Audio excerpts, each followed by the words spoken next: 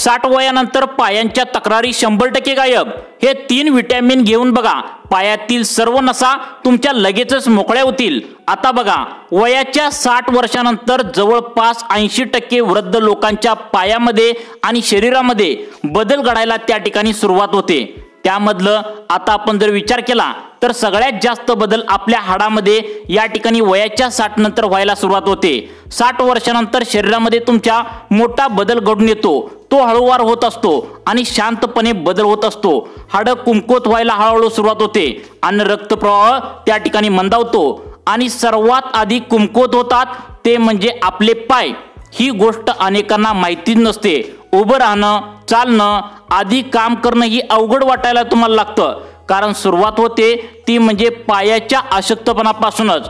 हे सगळं नेमकं का होतं, यामागे आहेत मुख्य 3 कारणे। पहिलं कारण म्हणजे जीवनसत्वांची कमतरता। वय वाढलं की शरीरामध्ये अन्नाचं पचन आपल्या व्यवस्थित होत नाही, पोटामधलं ऍसिड कमी व्हायला तयार लागतं। त्यामुळे जीवनसत्व डी, बी आणि हाडं मजबूत ठेवणारी इतर पोषण तत्व हळूहळू कमी प्रमाणात शरीरात पोहोचतात। ही सगळी तत्व मज्जातंतूंना आणि स्नायूंना नीट काम करायला खूप गरजेचे असतात। दुसरं कारण म्हणजे रक्तप्रवाह कमी होत जातो।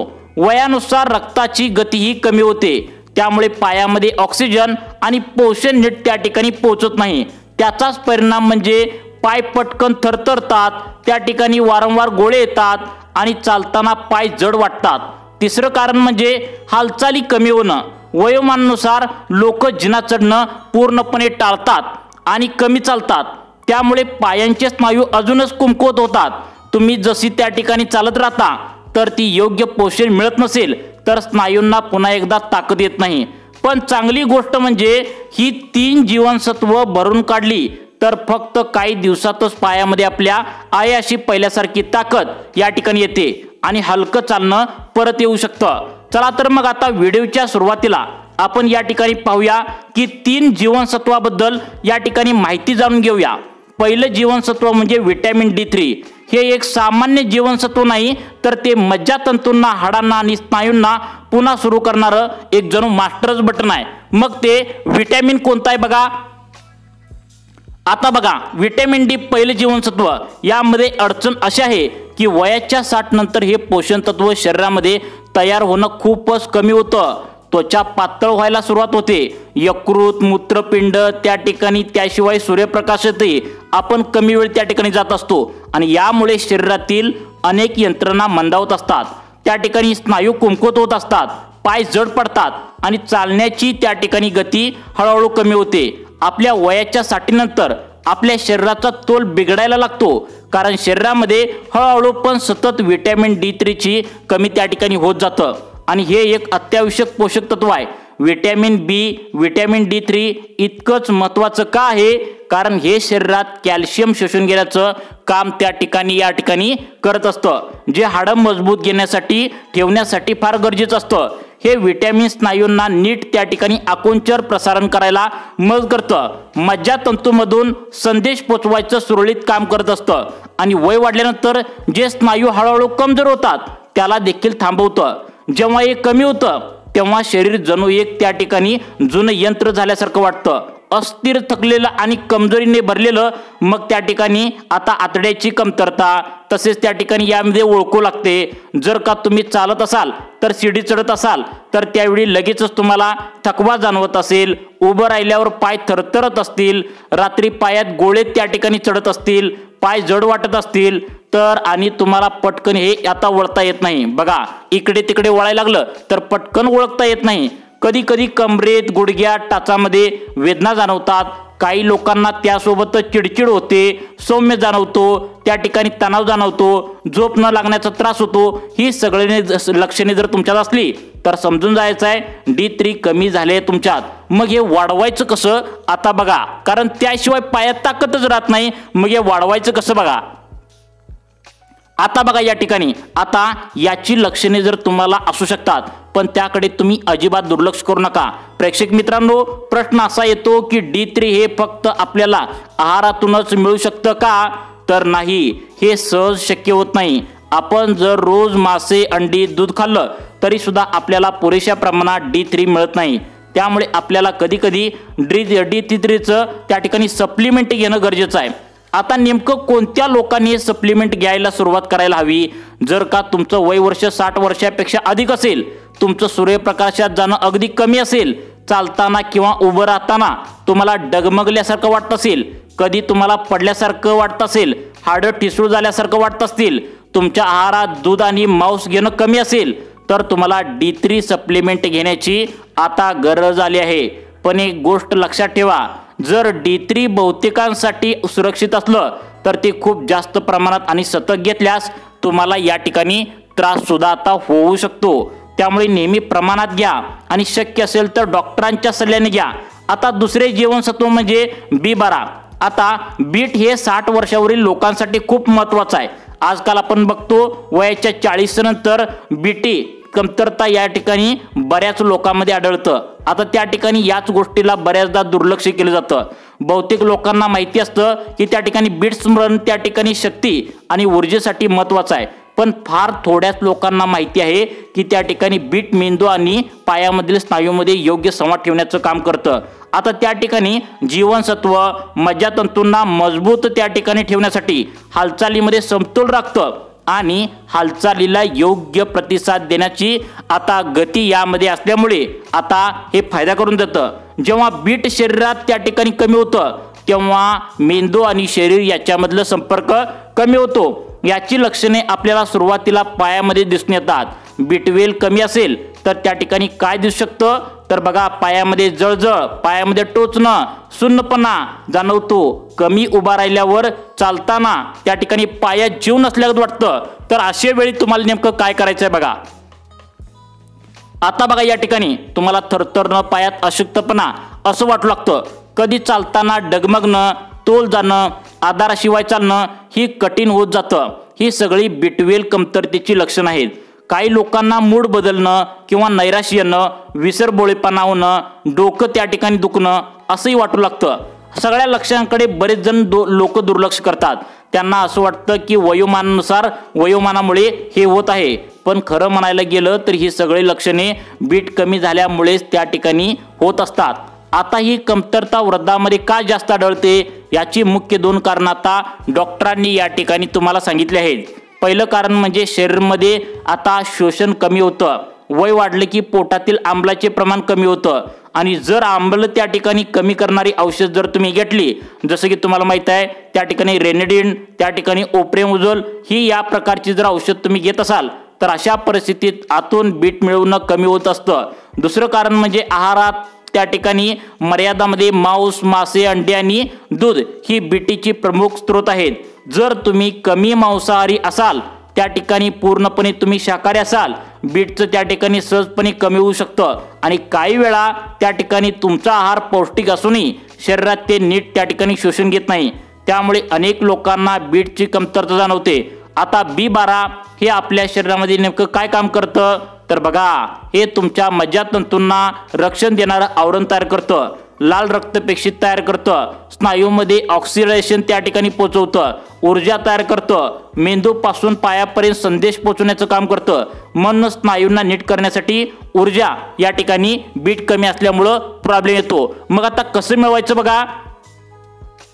आता बघा, या ठिकाणी जेव्हा त्या ठिकाणी मज्जातंतू योग्य कार्य करत नाही, स्नायूंना मेंदूचे संदेश नीट पोहोचवत नाही आणि पाय जणू काही शरीरापासून तुटल्यासारखं वाटायला लागतं, तेव्हा लोक नेहमी ॲसिडिटीची गोळी म्हणजेच अँटॅसिड आणि ॲसिड कमी करणारी औषध घेत असतात। आणि मांस कमी खात असतील किंवा शाकाहारी असतील तर महत्त्वाची गोष्ट, जितक्या लवकर तुम्ही पावलं उचलता तितक्या लवकर शरीर सुधारतं जातं। ते लोक पूर्णपणे शाकाहारी आहेत, त्यांच्यासाठी B12चं सप्लिमेंट घेणं एक महत्त्वाची गोष्ट या ठिकाणी आता सांगण्यात आलेली आहे। आता सप्लिमेंट घेणं सुरक्षित आहे का? तर B12 हे पाण्यात विद्राव्य असतं, म्हणजे शरीरात जास्त झालं तर ते लघवीद्वारे बाहेर पडत असतं, त्यामुळे अधिक झालं तर धोका अजिबात नसतो। पण जर तुम्ही ब्लड थिनर औषध घेत असाल किंवा मूत्रपिंडामध्ये काही त्रास होत असेल तर डॉक्टरांचा सल्ला घेणं आवश्यक आहे। बऱ्याच लोकांसाठी B12 सप्लिमेंट हा एक सुरक्षित आता प्रभावी मार्ग आहे। आता शरीराला ऊर्जा मिळवून देण्यासाठी, मज्जातंतू नीट काम करण्यासाठी आणि पायावर पुन्हा आत्मविश्वासाने उभं राहण्यासाठी तर आपल्याला महत्त्वाचं म्हणजे आता तिसरं विटॅमिन म्हणजेच थायमिन हे आपल्या शरीराच्या ऊर्जा निर्मितीसाठी आता आवश्यक आहे। शरीर जेव्हा कार्बोहायड्रेटचं पचन करतं तेव्हा थायमिनच्या मदतीने त्याचं रूपांतर ATP नावाच्या ऊर्जेत होतं आणि आपली प्रत्येक हालचाल, प्रत्येक श्वास, प्रत्येक स्नायूचं काम हे ATP वर चालतं। पाय हे आपल्या शरीरातील सर्वात मोठे स्नायू आहेत, म्हणून त्यांना सतत ऊर्जा या ठिकाणी लागत असते आणि त्यामुळेच जेव्हा आपल्या शरीरात थायमिन कमी होतं तेव्हा पाय लवकर आपल्याला जड वाटायला लागतात आणि थोडेसे हालचाल जरी आपण केलं तरी सुद्धा आपल्याला डगमगू लागतं। विटॅमिन बोनची कमतरता आता असल्याची लक्षणाची सुरुवात काय होऊ शकते तर पाय थकणं, पायांच्या स्नायूमध्ये गोळे येणं, चालताना पाय जड होणं, जिना चढताना दम लागणं, उभारल्यावर चक्कर येणं असं या ठिकाणी जाणवत असतं। आता बघा यामुळे काय होतं, मानसिक थकवा तुम्हाला जास्त जाणवू लागतो, भूक लागत नाही, शरीर आता हलवायची इच्छा सुद्धा राहत नाही। ही सगळं लक्षणं स्नायूमध्ये ऊर्जा तयार होणं मंदावल्यासारखं स्पष्ट संकेत असतात आणि त्यामध्ये थायमिनचा मोठा वाटा असतो। वृद्धांमध्ये विटॅमिन बोन कमी का होतं तर याची अनेक कारणं आहेत।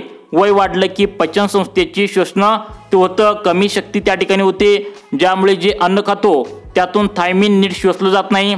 आता विटॅमिन बोन म्हणजेच थायमिन आपल्या पायांना कसा फायदा करून देतो बघा। आपल्या शरीरात क्रेब सायकल नावाची एक ऊर्जा निर्माण करणारी प्रक्रिया असते, ती थायमिनवर अवलंबून असते। थायमिनमुळे काय होतं, आपल्या स्नायूंना ऊर्जा लवकर मिळते, त्यांचं पुनर्जीवन लवकर होतं आणि दिवसभर त्यांची ताकद टिकून राहते। हे विटॅमिन मज्जातंतूमधून त्या ठिकाणी पायापर्यंत पोहोचवणारे संदेश देखील त्या ठिकाणी नीट पोहोचवायला मदत करतं। विशेषतः पाय, बोट, पंजे याचं नियंत्रण ठेवणाऱ्या परिघीय मज्जातंतूमध्ये विटॅमिन बोन म्हणजेच थायमिन हे कमी पडत असतं। जेव्हा शरीराचं त्या ठिकाणी हालचालीचं इंजन जे आहे तर ते बंद पडतं। आता थायमिन म्हणजेच विटॅमिन बोनची किती प्रमाणात घ्यायला हवं आणि कोणत्या पुरुषांनी घ्यायला हवं बघा। आता बघा या ठिकाणी रोज 1.2 मिलीग्रॅम, स्त्रियांसाठी 1.1 मिलीग्रॅम ही सामान्य प्रणालीतली गरज आहे। पण जेव्हा वय वाढतं, थकवा जाणवायला लागतो, पाय कमजोर वाटतात तेव्हा डॉक्टर बहुतेक वेळा उपचार म्हणून त्याची जास्त मात्रा सांगतात। आता सामान्य थकवा, पायांना त्रास किंवा मज्जातंतूंच्या अडचणी असलेल्या लोकांना दररोज 50 ते 100 मिलीग्रॅम थायमिन घेण्याचा सल्ला दिला जातो। चांगली गोष्ट म्हणजे थायमिन हे पाण्यात विरघळणार आहे, त्यामुळे जास्त झालं तरी शरीरातून ते लघवीद्वारे सहजपणे बाहेर गेलं जातं, त्यामुळे आपल्याला कुठलाही आता त्या ठिकाणी अपाय होत नाही। मग हे कधी घ्यावं, जर दिवसभर चांगली ऊर्जा हवी असेल तर सकाळीच थायमिन घेणं फायदेशीर ठरतं। नेहमी जेवणासोबत घ्यावं। आता त्या जेवणात थोडी चरबी किंवा प्रोटीन घेणं आवश्यक आहे, महत्त्वाचं आहे, हे लक्षात ठेवा। थायमिन चहा, कॉफी दारूबरोबर घेऊ नये, म्हणजे दारूबरोबर चहा, कॉफी बरोबर घेऊ नये, कारण त्यामुळे शरीराचे शोषण नीट करत नाही। आता आपल्याला बऱ्याचदा प्रश्न पडतो की थायमिन हे नैसर्गिक अन्नातून मिळतं का तर नक्कीच मिळू शकतं। त्यासाठी शरीरात काही विशिष्ट गोष्टी नियमित आपल्याला घेणं गरजेचं आहे, जसं की ब्राऊन राईस, ओट्स, तसेच बीन्स, मसूर डाळी, सूर्यफुलाच्या बिया। पण बहुतांश वृद्ध हे पदार्थ आता रोज खात नाहीत, त्याशिवाय औषधं आणि आजार शरीराला थायमिन शोषून घेऊ देत नाही। म्हणूनच जर तुमच्या शरीराला आहारामध्ये त्या ठिकाणी आता या गोष्टी कमी असतील किंवा अलीकडे तुम्हाला जास्त थकवा, अशक्तपणा, पायामुळे जडपणा वाटत असेल तर थायमिन सप्लिमेंट घेणं हे चांगलं आहे। कोणत्या लोकांनी थायमिन सप्लिमेंटचा त्या ठिकाणी घेणं आता आवश्यक आहे बघा। आता बघा या ठिकाणी आता तुम्हाला टाईप 2 मधुमेह असेल, दारूचे जास्त प्रमाणात व्यसन असेल किंवा त्या ठिकाणी डोरेक्टिस, मॅक्टिस त्या ठिकाणी ॲसिड कमी करणारे औषध तुम्ही घेत असाल किंवा थोडीशी हालचाल केली तरी पाय थकत असतील, अचानक वजन त्या ठिकाणी तुमचं झालंय, भूक लागत नाही, तर तुमच्या शरीरात थायमिन त्या ठिकाणी कमी असण्याची शक्यता असू शकते। अशा वेळी डॉक्टरांचा सल्ला घ्या, योग्य मात्रा करायला काही हरकत नाही। थायमिन सप्लिमेंट सुरक्षित आहे का? हे अगदी सुरक्षित आहे मित्रांनो। मोठ्या मात्रामध्ये घेतलं तर ते हानिकारक त्या ठिकाणी अजिबात ठरत नाही असं सांगण्यात आलंय। खरं तर हे वृद्धांसाठी सर्वात सुरक्षित पोषण तत्वापैकी एक आहे। पण जर तुम्ही औषधं घेत असाल किंवा यकृत, मूत्रपिंड कमजोर असेल तर डॉक्टरांचा सल्ला नक्की घ्या। जेव्हा आपण थायमिन घेतो किंवा थायमिनचे सप्लिमेंट आपण घेतो त्यावेळेस आपल्या शरीरामध्ये आपल्याला फरक जाणवतो। जर हा फरक फक्त 2 ते 5 दिवसात जाणवतो का, आता पाय तुमचे हलके वाटतात, चालणं सहजपणे तुम्हाला होतं, जिना चढताना थकवा कमी लागतो, पुन्हा चालायला, हालायला, त्या ठिकाणी उठायला आपल्याला हे त्या ठिकाणी विटॅमिन घेतल्यामुळे जास्त काय वाटत नाही। असं वाटतं की वर्षानुवर्षे बंद पडलेलं इंजन पुन्हा सुरू झालंय। शेवटी एकच वस्तू सांगायची राहिली ती म्हणजे विटॅमिन बोन म्हणजेच थायमिन फार प्रसिद्ध नसल्यामुळे आपण त्याच्याकडे दुर्लक्ष करतो। ती म्हणजे आता त्या ठिकाणी बघा 3 आणि बीट, त्या ठिकाणी 3 आणि बीट जसं सतत चर्चेत असतं तसंच थायमिन नसतं। पण जास्त थकवा जाणवलं तर त्या ठिकाणी पाय जड होणं, हालचाली होणं आता यामागचं मोठं कारण असू शकतं। थायमिन तुमच्या स्नायूंना ऊर्जा देण्याचं काम करतं, उत्साही बनवतं आणि दिवसभर आरामात आत्मविश्वासाने हालचाल करतं अशी ताकद देते। आता तुम्हाला थकवा वाटत असेल, जडपणा पाय वाटत असतील, असं वाटत असतं की थायमिन याकडे दुर्लक्ष करू नका। विटॅमिन D3 कधी घ्यायचं? सकाळच्या नाश्त्यानंतर आणि नाश्त्यात दही, अंडी किंवा थोडे चांगले फॅट असलेले अन्न घ्यायला पाहिजे। उत्तम आहे हे कारण D3 हे फॅटमध्ये विरघळणारे जीवनसत्व। BT कधी घ्यावं तर ते दुपारी या ठिकाणी घ्यायला सांगितलंय। आता बघा या ठिकाणी जेवणाच्या आसपास, त्यामुळे ते शरीरात नीट शोषलं जात नाही। बीट हे मेंदूला जाग ठेवतं, सतर्क ठेवतं, त्यामुळे खूप उशिरा जर घेतलं झोपेचा त्रास होऊ शकतो। म्हणून बीट हे रात्री घेणं पूर्णपणे त्या ठिकाणी न घेणं योग्य आहे, म्हणजे रात्री घेऊ नका सांगितलंय। आणि लक्षात ठेवा, चहा किंवा कॉफी बरोबर बीट घेऊ नका कारण त्याचं त्या ठिकाणी शोषणमध्ये अडथळे निर्माण होतात। त्या ठिकाणी तुमचं खरं इंधन म्हणजेच विटॅमिन बोन म्हणजेच थायमिन हे सकाळी नाश्ता करताना हे घेणं चांगलं आहे। तो नाश्ता असावा त्यात साबुदाणे आणि प्रथिने असावेत। आता असं केल्याने तुम्हाला शरीरामध्ये दिवसभर ऊर्जा मिळते, मन केंद्रित राहतं। उदाहरणार्थ सकाळच्या नाश्त्याला एक छोटं बाउल ग्रीक दही, एक उकडलेलं अंड, त्याचबरोबर विटॅमिन 3 ची कॅप्सूल आणि एक थायमिन गोळी।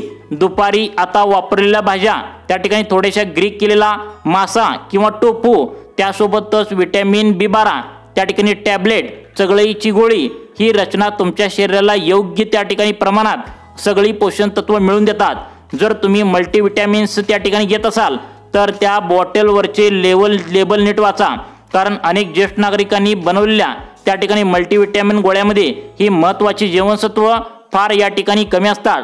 मात्र योग्य मात्रेत त्या ठिकाणी थायमिन, बीट आणि D3 आहे का हे तपासून तुम्ही या ठिकाणी घ्यायचे आहे। अजून एक महत्त्वाची गोष्ट म्हणजे काही मल्टीविटॅमिनमध्ये पाण्यात विरघळणारी आणि काही फॅटमध्ये विरघळणारी पोषक तत्वे असतात, त्यामुळे अशी गोळी नेहमी जेवणासोबतच घ्या। शक्यतो सकाळी आणि दुपारी उपाशीपोटी कधीच घेऊ नका।